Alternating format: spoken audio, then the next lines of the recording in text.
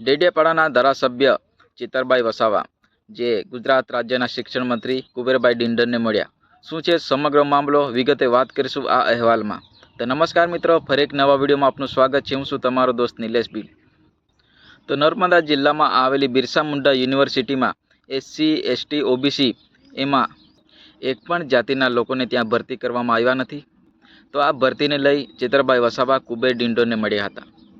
ચેતર વસાવા કુબેરભાઈ ડિંડોરને મળતા જે આદિવાસીઓમાં ઉચ્ચ શિક્ષણ માટે પોસ્ટ મેટ્રિક પદ્ધતિ જે શિષ્યવૃત્તિ મળતી હતી એ પણ જે નાબૂદ કરવામાં આવી છે સરકાર દ્વારા, તો એને લઈ ચેતર વસાવાએ કુબેર ડિંડોરને વાત કરી હતી અને ફરી આ પોસ્ટ મેટ્રિક પદ્ધતિ જે શિષ્યવૃત્તિ મળતી થઈ જાય તો એને લઈ ચેતર વસાવાએ વાત કરી હતી.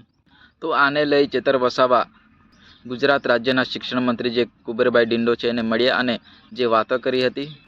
અને જો આનું નિરાકરણ ના આવે તો જે વિધાનસભા સત્ર ચાલુ થવાનું છે એમાં અમે જે વાલીઓ અને વિદ્યાર્થીઓ સાથે અમે વિધાનસભાનો ઘેરાવો પણ કરીશું, એ પ્રકારની વાત મૂકી હતી. ચેતર વસાવાએ વધુ એ જણાવતા કહ્યું કે આદિવાસીના બજેટમાં આટલી બધી જે રકમો આવે છે એ બધી ક્યાં ફળવાય છે. તો આદિવાસીના જે બજેટમાં કરોડો રૂપિયા આવતા હોય છે, પરંતુ એ બધા આદિવાસીના વિકાસમાં નહીં, પરંતુ જે આ બજેટનો દુરુપયોગ થઈ રહ્યો છે.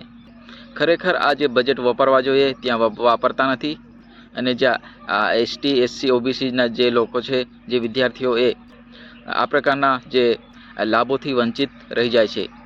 તો ચેતરભાઈ વસાવા જે ગુજરાત રાજ્યના શિક્ષણ મંત્રી કુબેર ડિંડોરને મળ્યા છે, પરંતુ આગળ શું હવે આનું નિરાકરણ આવશે એ હવે જોવાનું રહેશે અને આગળ ચેતર વસાવાની રણનીતિ શું રહેશે આપણે જોઈશું.